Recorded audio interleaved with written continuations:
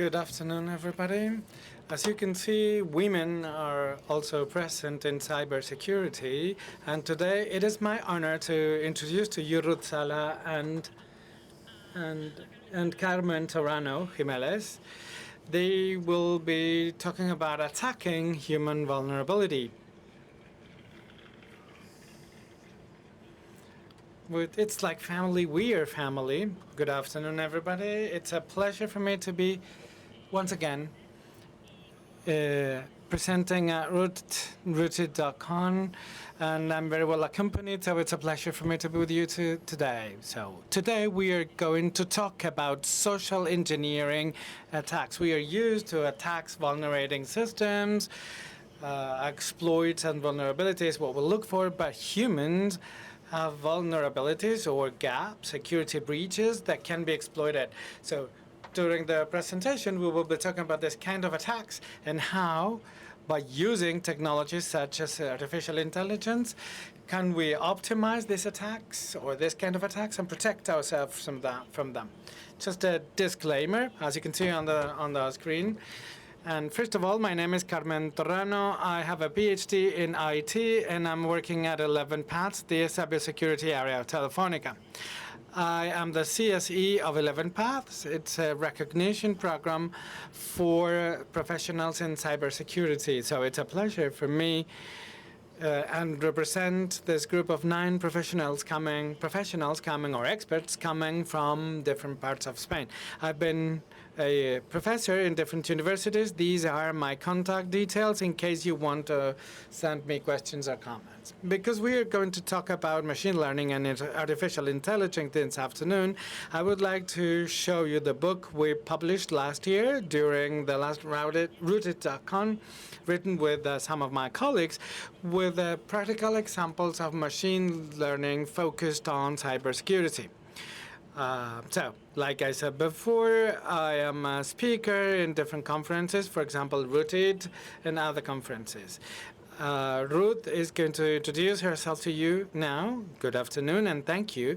I would like to thank the organizers for having us today. So we started last summer with José Luis Flores from the Basque Country. For professional reasons, José Luis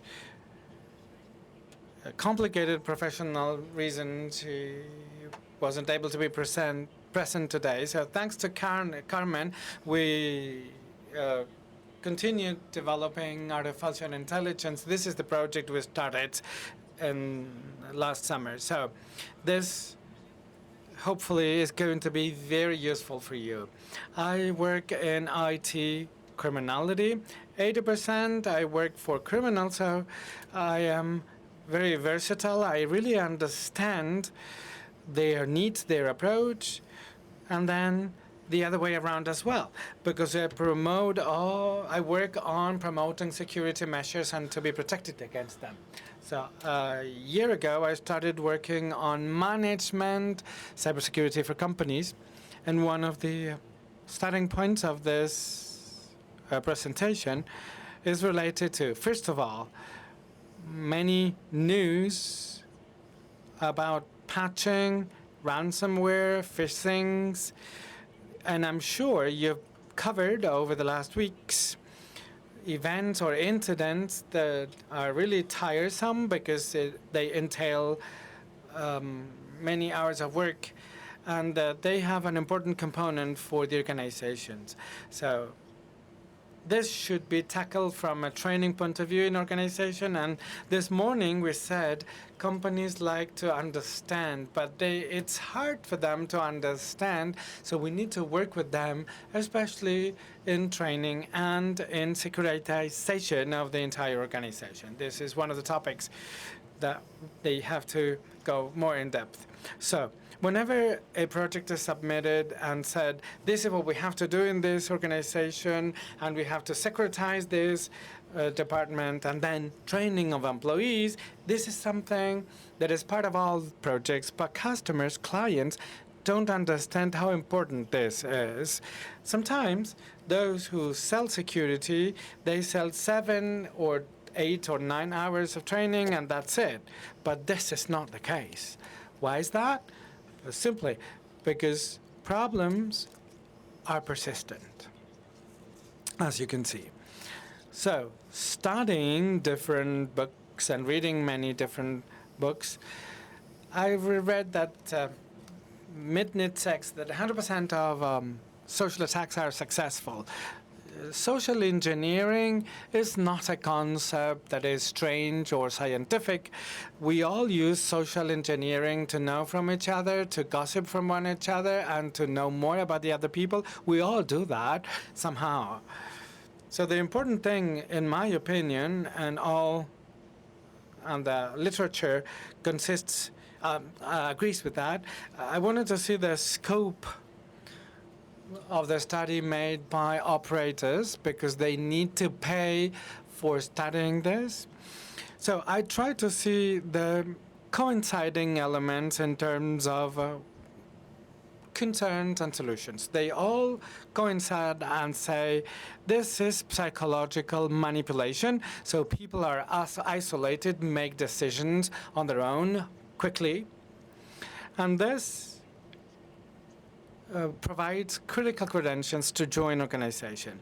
So the goal from a management of cybersecurity point of view for an organization is to know whether or not training is going to be really the key. So we can prevent employees to becoming the weakest link. So this was the research question, actually. So we've been studying the phenomenon or phenomena. We've been studying that, and many experts have studied telecommunications. They have studied certs.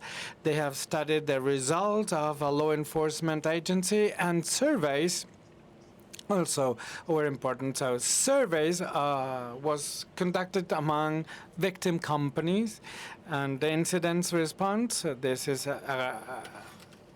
some of the companies do, and the replies have been incredible. The results of the two consultations conducted are impressive. All authors agree when they say it's manipulation techniques in order to get critical information for, at a second step, commit a crime.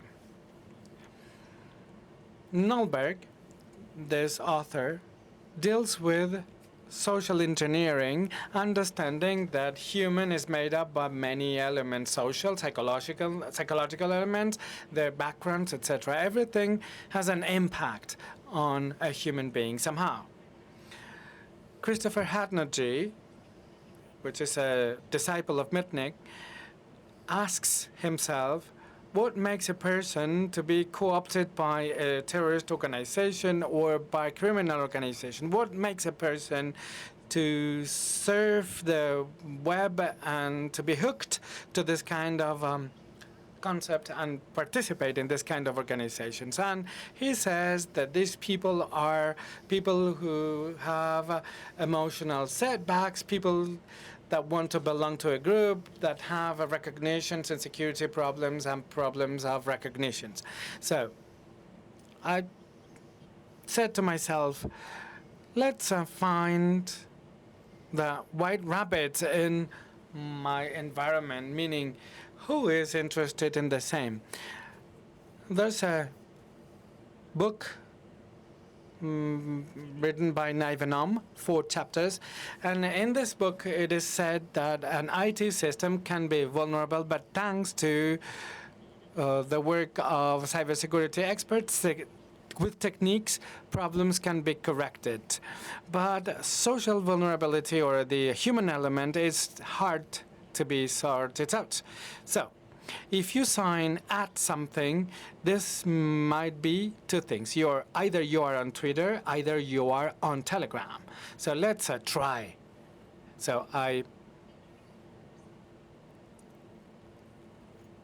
accessed Telegram and I wrote, hello, I'm going to cite on my thesis dissertation on social engineering. So what is going to be the name? Your nickname or your real name? So he or she said to me, "Oh, thank you, hello, my name is Alvaro Macias." So whatever. So in only 4 minutes, 4 seconds maybe, he replied. So I got him because I was talking about social engineering, but in the end, you recognized that I'm going to cite you, that I'm a lady asking for something, and that I need you. Of course, I asked his permission to show you this. So when we are in the specific sector and alert, and we are strong, we are okay. But when we are in another sector, our defense goes down. So social engineering is divided into hunting and farming. So hunting means interacting, and then when you do farming, you try to interact with the victim, and like hunting, to get more and more details. So that was made by Kovacs. Lester, which I incorporated into my research because he conducts a classification, and that was a very important starting point because he develops this very deeply. And the classification of techniques used in social engineering are really interesting, so please don't miss it. The Malaysia University published something, and this graph shows you how attacks, security threats might be divided into technical or social engineering, and the social engineering are divided into hunting and farming, and they are classified, just in case you're interested in this kind of topics. Then I said to myself, let's see, communication operators working with customers, both companies and users, and individual users. Let me see what the statistics they have on social engineering. Verizon said that 35% of the attacks are initiated by social engineering methodologies or methods. That training, 35% of the training given to companies made impact to be reduced in the future by 17%. And Verizon says that the prevailing factor through which organizations are accessed is via email. Then, Deutsche Telekom. They don't publish statistics, but they work with 2 collaborators, Test System and FireEye, and they made a different classification apart from the other volume of data they published. They classified in 2012 the media or means through which people are introduced, postal, bank, emergency line, airlines, and billing, and the kind of documents that are attached. When I studied ISAM and the NIS agency, the ENISA agency, which is one of the front runners at the European level, we also studied their statistics, and other publications are going to be listed later on, but we also studied Europol, and Europol says that 25% of cybersecurity incidents are due to human errors or factors. So a lot of people are studying the same thing, and we all see the same. The Ministry of the Interior, without taking into account Mossos de Escuadra and the Erchancha, they detect that more than 110,000 crimes were detected in 2018, actually. Cyber crimes, I mean. These law enforcement agency, they were able to identify only 5,600 of these crimes. And only 1,955 were taken to court, which accounted for only 2%. So a trial was conducted even though if they were not deemed guilty. So we are only starting. So how do we classify this criminality phenomenon? Because sometimes we don't are not talking about crimes, but if the information that is going to be used to commit a crime is used so it is going to add up to can be later be considered a crime. Everything counts. We all know that. So then I conducted a survey, and because I wanted to see the people who are suffering from that or being impacted by that, how do they live this out? So people who are over 45 years of age and they are not very agile in using technology. That was my first hypothesis. The incidents happened because of that. And then the second hypothesis is that training in cybersecurity might help to reduce attacks by 50% the following year. But surprisingly, in a group of 2,000 companies, surveys for victims, 2,000 companies, only 4 replied. So, of 2,000. So this is where I found the black figure of criminality. So if you're impacted by that, even if it is anonymous, you don't tell about that. So the figures of law enforcement agencies are not real because they are only account for probably 25%. The incident response companies was a control group of 6 companies. So the information of the 4 victims and the 6 incident response companies were not related. So I really believed those who really had been submitted to a crime. So among victims, hypothesis 1 was verified, meaning those who are more than 45 years of age causes problem. And hypothesis 2 accounts for 25%, not for 50%, as I said at the beginning. Hypothesis 1, opposite to what victims said, employees between 30 and 40 years of age account for 80% of the attacks, which was supposed to be the opposite, and 30% belong to top management. And according to hypothesis 2, 50% of those who responded, 50% had social engineering training, 33% did this specific training, for example, to patch, and only 16% established training as a permanent solution. Mitnick says that it is not important to tell employees what they don't have to do, but the most important input we should convey to them, this is what you have to protect. So things should be changed. CCN Third, in its 2019 report on cyber threats and trends, opened a new melon. And they question and challenge if training is going to be useful for organizations or if we will have to cope with machine learning. So this is new. That's why I was saying in a melon. So learning by machines. So not only machine learning, but also deep learning, because they are being taught to recognize and to react when facing human emotions. So this is something new in terms of real concern.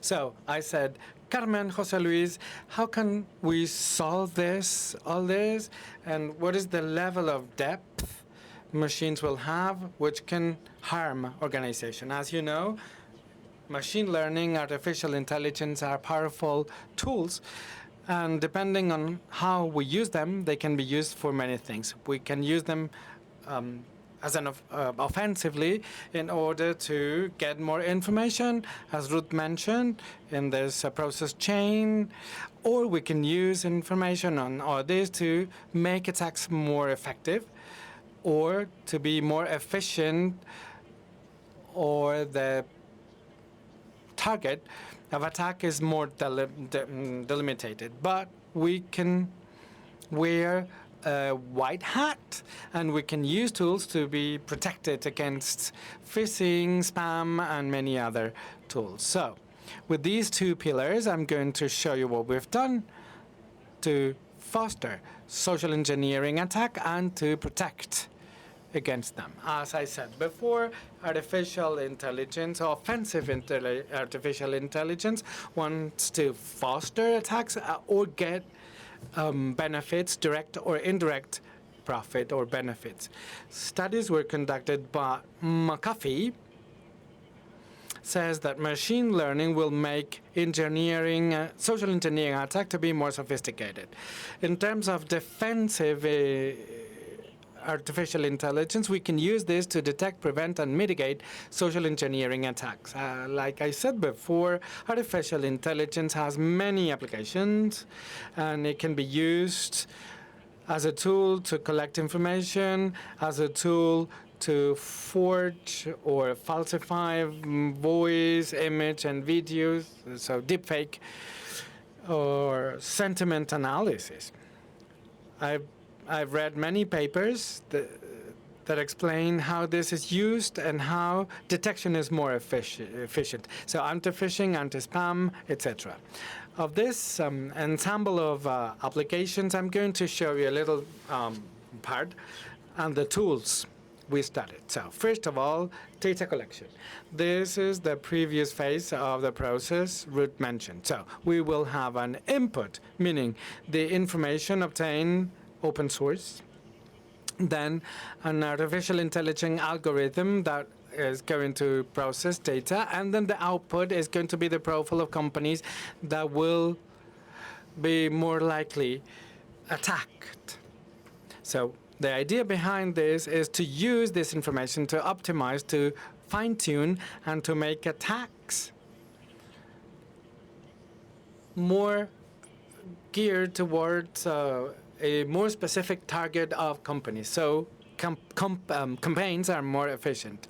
So the goal is to have long-lasting, more efficient campaigns. To do that, 300 companies were chosen for each campaign, and I have to say that attack campaigns were simulated attacks. Of course, we didn't do that real, because that would be a crime, so that was a simulation. So input data that were used to analyze companies. We collected information that could be, on the one hand, organizational, public information on any company, name, URL, employees or top managers of the company, email addresses, etc. This kind of information, organizational. Also, the sector of activity, tourism, food, art, etc. From a technological point of view, the kind of technology that this company uses. Also, the level of protection, meaning if they have email protection, SPF, DKIM, this kind of protection. Also, we collected information about the location, the GPS location, latitude, longitude, and financial information, income level, results, EBITDA, turnover, etc., etc. The Commerce Registry law says that companies are obliged to publish this kind of information. So that's what we use to have real information in our data. Following the recommendation of law enforcement agencies, we didn't do that real because we talked to them and said, you shouldn't include this information real. So the artificial intelligence algorithm that we used, EDA, which is an evolution of evolution algorithm based on the distribution of probability. So it's more efficient. And in the end, it's based on a series of generations, releases. We start from population of individuals out of which we select a group of individuals per generation, and we consider probabilistic distribution. And then from that on, we have the sampling. We have a function that's going to be optimized. It's optimizing things. And then in the end, what we would like to have is to know the profile, a company profile that will be probably victims of attacks.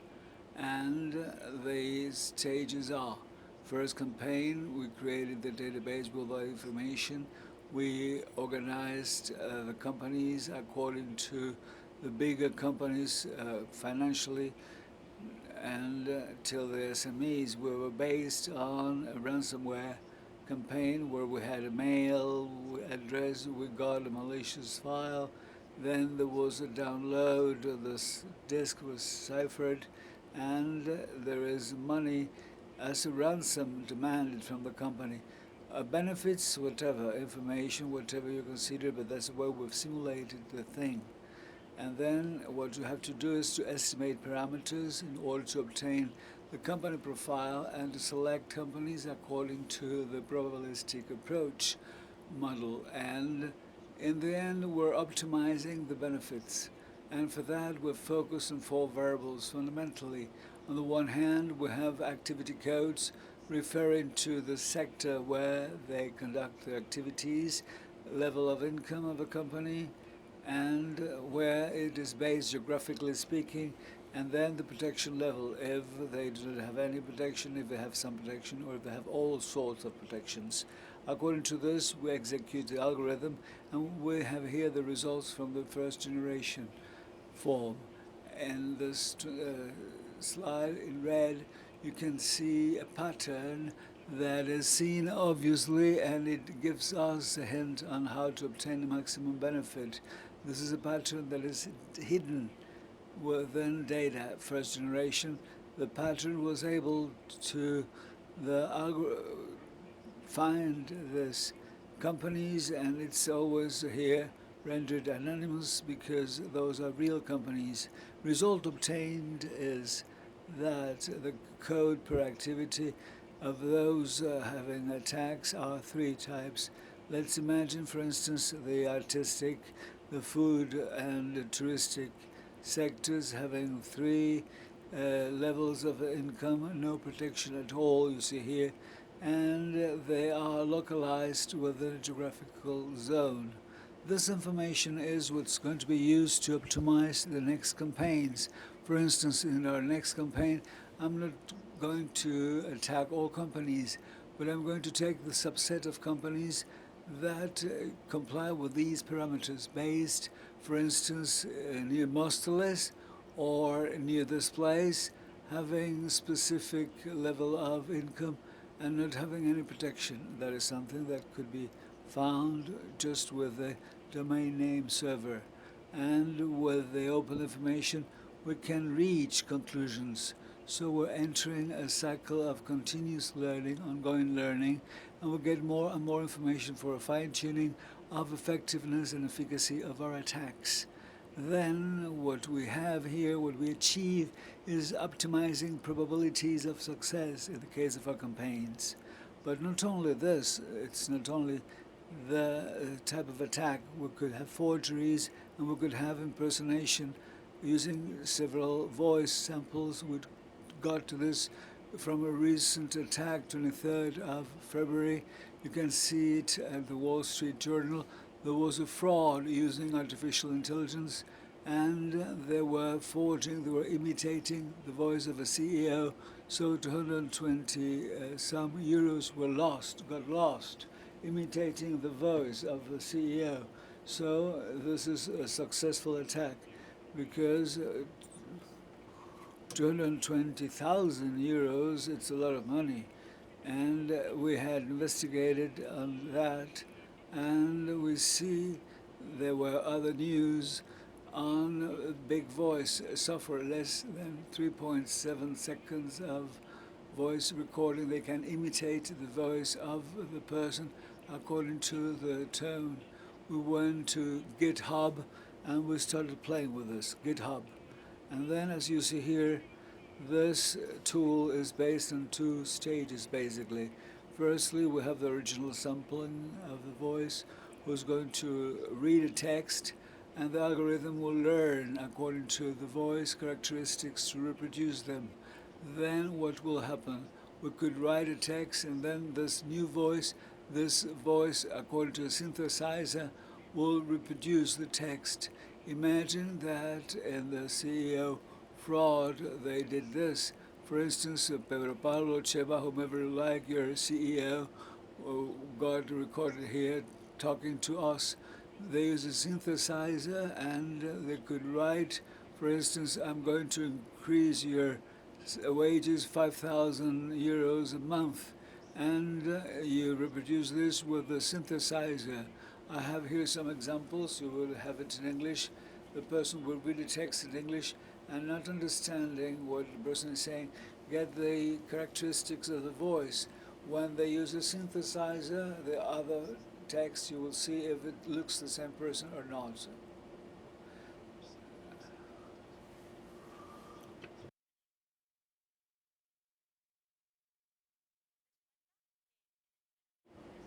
Training is short, just a few seconds of voice sampling. Based on this input, look at the output.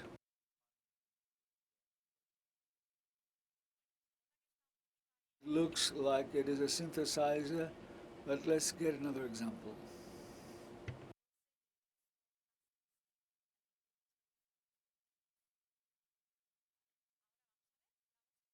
Let's look at what the synthesizer gets.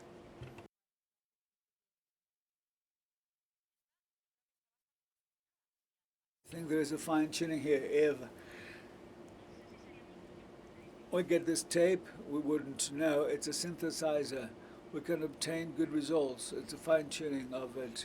With this example, with this tool, this simple tool, open source tool, and we are beginning this, but with the deep learning and with, for instance, neuronal networks, we could do lots of things. And I would like to take this opportunity to mention what Pablo and Enrique are doing. I have the pleasure of welcoming them to our meeting. And last year, they showed us a fantastic example. They showed how real time there was a person from the audience, and they were able to have a merge of his face with the Chema's face. That is like a toy example, or a beginning example, but we could do things like that also. We're going to change gears now, and I have another casket. I'm the hacker. The hacker saying, I want to protect against those attackers. Let's be on the protection and defensive side. State of the art, you have lots of papers talking about this. For instance, detecting social engineering attacks based on natural language using neuronal networks mainly. They are widely used. And the sentiment analysis, well, they use this not to replace the other techniques, but to make them more efficient and have a better detection capacity. I'd like to show you also a real case. This is a case, and we have a report that was presented from Verizon, and this is the social engineering attack and how this could take place in reality. We'll talk about a company that works in big spare parts for transportation purposes. In this case, this manufacturer is working on a new model, and everything is under secrecy. As the competitors, a few time afterwards, had something de novo, but it was exactly like the one designed by the previous manufacturer. That did trigger alarms. They said spooking, something strange. They started investigating. And there was a campaign of phishing that was rather specific. The way the malware got there was based on this email from phishing containing malware file that was as an addendum. The employee installed this, and they started working with an IP from the attacker. And in this research, they checked and they saw mirror imaging. And then, last but not least, what happened was a lateral movement towards servers where all the designs were there, all the secret spare parts were there, filed and stored. More than 3,000 files were stolen with all the designs, and they were uploaded to an FTP, file transfer server. The attacker had compressed files. There was a password very difficult to trace. In the end, with all the research efforts, that is what happened, and I do not know what happened in the end with this employee. But we can see that with artificial intelligence, this attack could have been detected. There are lots of documents about it. Documentation how we could apply machine learning. For instance, this could be applied for inspecting traffics. We would see abnormal traffic communication with IPs that were malicious, anomalous IPs, traffic volumes that were quite odd. It was not a normal flow, and that could be detected. There are lots of documentation about it. You can have articles, papers from 11 Path blog where I explain this in detail. There are many more. You also have some videos we've prepared about it if you're interested. But if we had those tools, if we have had that protection, this could have been stopped or detected, and we would have prevented attacks. So now, having investigated about it, I was a bit jealous and I wanted to have my own tools, and then I decided to start hands-on, and what I did is a script, a very simple script using Python. The objective is detecting phishing, impersonation, and in our machine learning process, as always, I needed data set to start. I went to this page you see here from the university where you can download data sets that are labeled already, and the truth is they had worked a lot of that. You have a paper explaining one of the 30 characteristics and explaining what do they correspond to. IP, the length of URL, if URL is too long or too short, if there are characters that are suspicious characters. You see all the details in this paper. It's a beautiful paper. I recommend to all of you. Then last but not least, I took my Python interpreter, so to speak. I translated from Python. I downloaded the data and the main program where I have 4 models for machine learning. I applied here cross-validation methods with 5 folds, and in this case I used 4 algorithm neuronal network support vector machines, decision trees, and logistic regression characteristics. In 6 code lines, I was able to create a detector against phishing with machine learning with 4 different methods. And it's very simple, straightforward. You can have it in GitHub, and it is easy. You have here, you can improve the hyperparameters, and you could get even better results. You have here the decision matrix. I got 0.97 out of 1. It was the detection rate, quite good, and it could be adjusted, adjusting this matrix. Graphically, I've taken the matrix, confounding factors. You have here the support vector machines and one of the algorithms, each one of the algorithms also. So it is a simple, straightforward method for detecting quite well the attacks, this type of attacks. And then remedies and countermeasures. When we talk about this, we always have to see how about countermeasures to apply, how to protect ourselves. The only truly effective way to mitigate the threat of vocal engineering and social engineering is throughout the use of security awareness combined with security policies, that set ground rules for employee behavior and appropriate education, as well as training for the employees. Knowing this, we will stop that.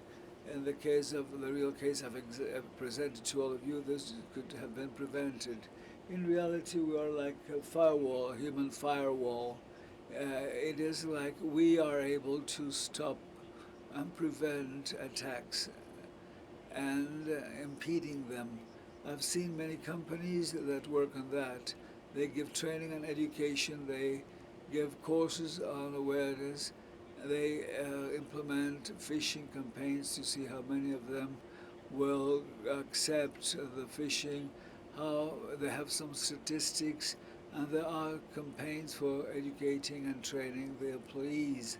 I've taken here the magical Gartner quadrant for the security awareness, computing basic training. There are lots of companies working on that. What could we do here? For instance, we could take a look at risks of a person level of risks to say yes to the attacks. We see the different colors. When it becomes red, we have to be alerted. It rings a bell when it's red. We have this type of graphic where we have 5 variables and probability is presented here. We have a deep learning. The techniques are in use nowadays, and we take into consideration certain variables for the ranking, performing the ranking, the probability of getting attacks.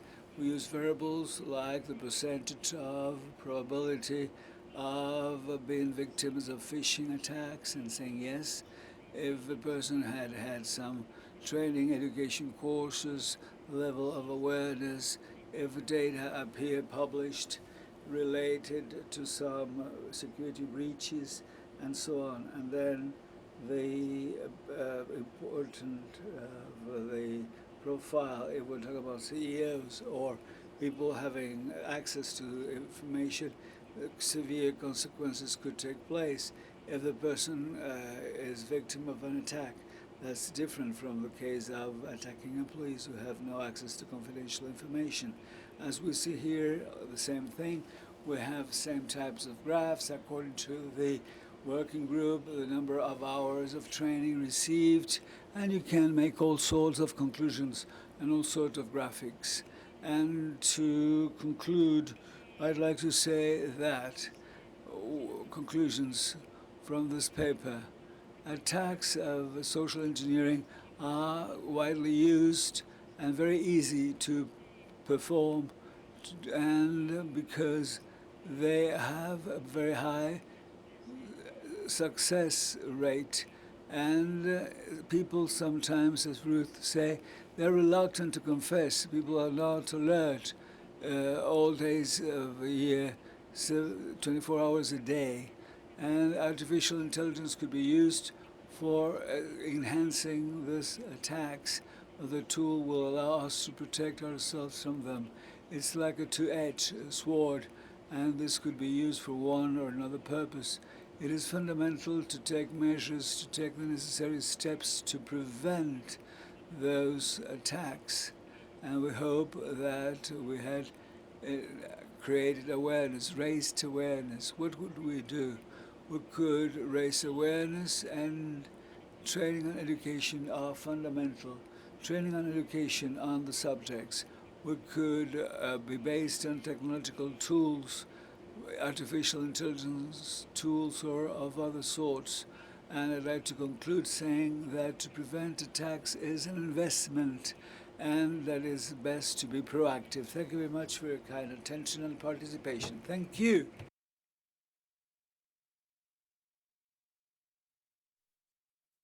Thank you very much, Carmen. Thank you, Ruth. Questions, comments? Yes, use the floor, the microphone, please, to take the floor. Thank you. Would you kindly tell us the biggest attack using social engineering and the amount at risk? Give us some examples without mentioning any names. Well, you want more, you want it all, you want it Well, because I said it was real, what can I tell you? Let's see. Well, industrial espionage. There are lots of industrial spies. For instance, in my company, we have those campaigns, and I can tell you that they are conducted company-wide, but also at the cybersecurity division, to see if we're fully aware of that. And I haven't got the figures now with me, but I can tell you that there were a percentage of people falling into the traps. More than 10% did fail, and if we have people that know the subject, we know there are attacks, we are fully aware of that, we create tools against it, and we fall into the trap. So imagine my grandmother or the baker next door, what will happen to them? There are lots of attacks where we say yes to, which we say yes. And it is like, okay, you go and you give your information to a fake banking website, and it could be very harmful. The truth is that the percentage of success of the attacks is very high. Consequences might be very severe. And as I said before, I do hope this will raise awareness. If you like, I can give you some ideas. I know what's the top 10, but companies have lost lots of money due to the attacks, cyber attacks, cyber security attacks. There is a person up there. Where is, question, yes, and then you have the floor. Okay, I've seen you. Congratulations for this very interesting work. I have a doubt. With this, we can reduce the amount of users exposed. In the case of phishing attacks, let's be optimistic. Let's suppose we go down to a 3%. 3% looks, it's nothing. But if it is a big company, 3% of the amount of a turnover, that's a lot of money. And is it interesting to invest to palliate the exposure compared to other measures, telling us that the users will, they assume they will, they will go into the core subject, CEOs, top management levels, they have access, and you have to tell them. But to all the users, I might be investing lots of resources to tell them things that it's not up to what the consequences might be in their case. Have you compared this with other tools? Well, the person who would like to impersonate will use this, will use a person having a level of knowledge or a level of using the prevention tools. Not many times. It goes, for instance, the person who is there, it's much better, the one answering calls, it's much better than trying to contact the CEO. Perhaps the CEO is well trained, but even though he might have problems, and perhaps the one that's going to protect the company is the one we wouldn't imagine would protect the company. Being active, it's not a patch once. It is like a company culture enhancing cybersecurity. This is precisely why I say that you have continuous investments and lots of money, and the success rate is limited. I don't know if you had better expectations, better results, but we see that the same people are falling into the traps once and again. This is it works, it does work. That works. There are statistics showing us a success rate that's very high. In the line of your question, I think it is like risk analysis. And risk analysis, one thing is analyzing the consequences from the attacks. Another thing is to reduce the probability of this taking place, reducing the exposure surface. I think the companies are reducing the probability of having attacks, but of course you cannot take for granted they won't take place. They will take place, but not as often. But we should have countermeasures. We should have additional measures to stop this. This should be completed with security enhancement measures, firewalls, IDSs, and all security measures, permits, authentications, dual factors, and so on and so forth. You all know the measures, but this is not a single solution. It's one among the very many solutions. Perhaps we haven't taken this into consideration. Perhaps companies, they prefer to have a firewall, but they don't offer education to the secretaries, and that they could be the weakest link. So, according to the way I say, we have to protect ourselves to reduce the exposure and to complete this with all the tools we have to enhance security and safety of the company. There was a person up there. Raise your hand. Yes, thank you. We cannot see you. Good evening. Congratulations. Thank you for this excellent presentation. Very interesting presentation. I'd like to ask a couple of things regarding raising awareness, and what do you think is more interesting? The targets, some people from Haiti, or people that are not, people from, sorry, IT, and what will happen in order to raise awareness? People for information technology. Yes, we have a plan on cybersecurity. And of course,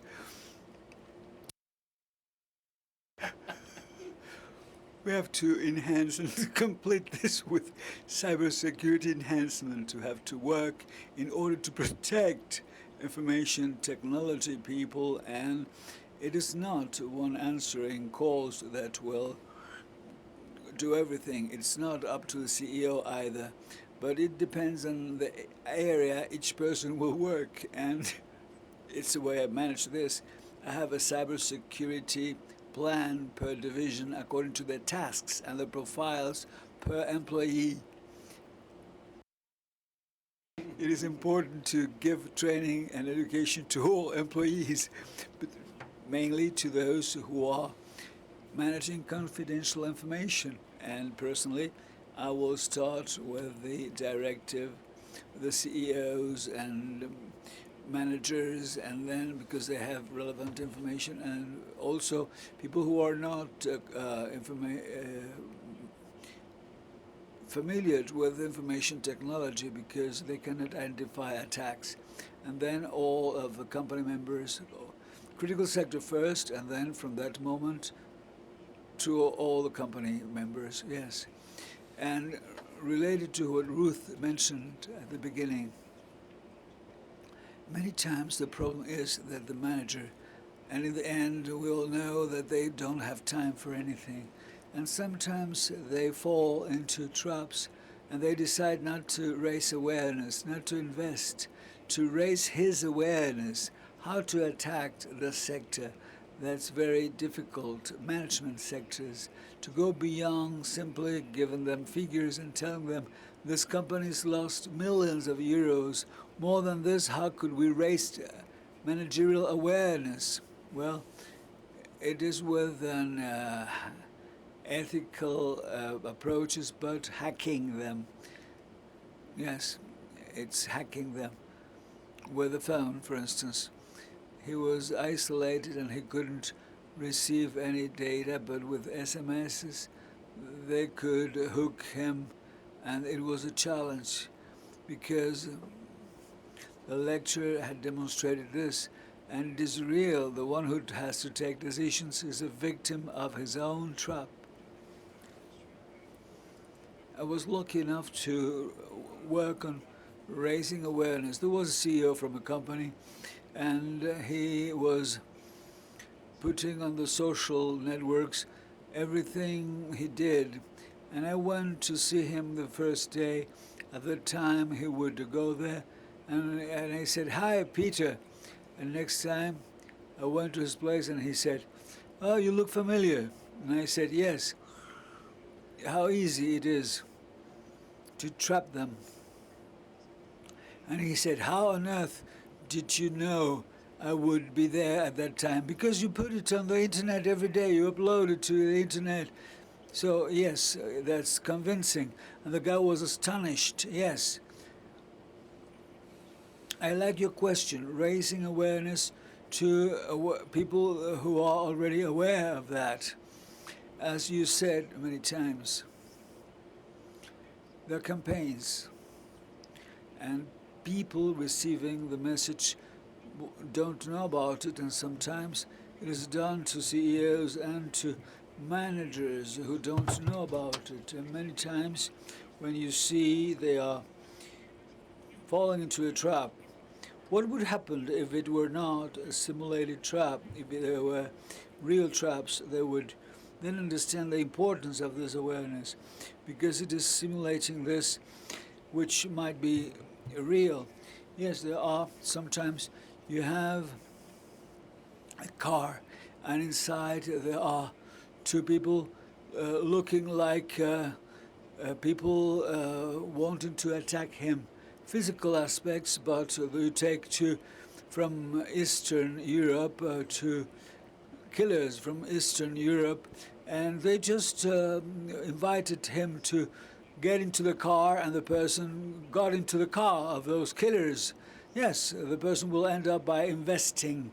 There are some social engineering aspects regarding physical aspects. If there are some doors through which you could go into the company, of course you look like a company member or a cleaning person, and then you start talking to people, asking information from them.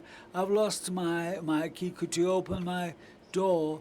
And they go just into the kitchen. Those campaigns are applied. It's not only virtual campaigns, but also it is like impersonating a person, an employee, and they ask for information, and those attacks are very effective. Yes, indeed. And they will have a lot of fun. Yeah. The one who is impersonating is having a great day. Now the one who's getting the attack, of course. Borja, questions? Yes, we want your questions. Welcome your questions. Thank you for this very interesting presentation. And what you've done is great. What has a bigger impact? Attacks targeting CEOs, people where there are lots of permits, people who are not only protected within the corporate level, or people who are less well trained but who have no such high levels of permits or security. I'd say that like the security we are used to. So what security measure is most important? Well, all of them are important, because if you let the door open, this is the door through which people are going to come in. Of course, you can set priorities, but everything is important in the end. If someone wants to attack you, this is what they do for a living. So either they come in through the door, this door, or the other door. So at an internal administration level of a company, impacts might happen, and that's when members are fired. You can replace a manager, but for company company life, that creates a lot of problem in terms of administration. Of course, at this level of positions, the impact is higher. Is there any other question? Yes, here. Yeah. I wanted to ask you about awareness among those who are not technical profiles, from a technical point of view, because those of us who are technicians or experts don't know how to do that. In my personal experience, every time a demo, as Ruth mentioned, a drill or something, if you study the real interest of companies, the goal of the drill is whenever, and the exercise is whenever you have the results, you say, no, I am a directive and an executive and I am a manager.